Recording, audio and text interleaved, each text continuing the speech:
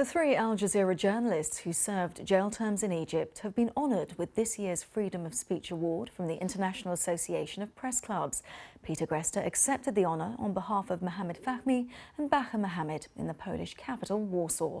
I caught up with Peter during the ceremony. Look, it feels absolutely extraordinary. I'm still trying to come to terms with it. You know, at a personal level, this means a huge amount. The ultimate accolade, of course, is the recognition of your colleagues, and this really is the ultimate of those sorts of recognitions.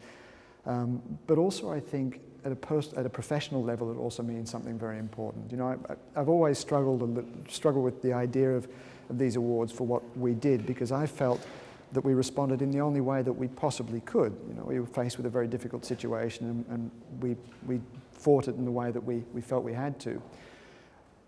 But I've also come to recognise that these awards have become, to me, not so much as recognition, not much for what we did, but what was done to us and what we came to represent. And that's the much broader issues around press freedom that are problems not just in Egypt, but all over the world. And I think an award like this is as much an acknowledgement of the need to really stand up and fight for the wider issues as it was for anything that we did ourselves. For your colleague, for the person who was imprisoned, it's not as easy to come to terms with. Mohammed will be suing Al Jazeera. Is that something that you will do? There's no doubt that Al Jazeera has some very difficult questions to answer. Fahmi's decided to take that particular route. I feel at the moment I'm not really ready to do that. I'd much rather have some of those discussions within the organisation.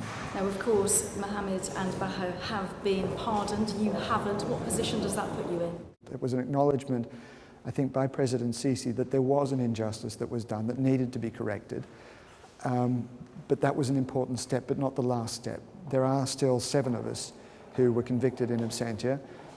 All of us really deserve to have the charges cleared, to be clear of any of the hangover of this. And I think President Sisi has said that he would pardon the rest of us. I'm looking forward to him taking that extra step. Peter Greste, congratulations to the three of them.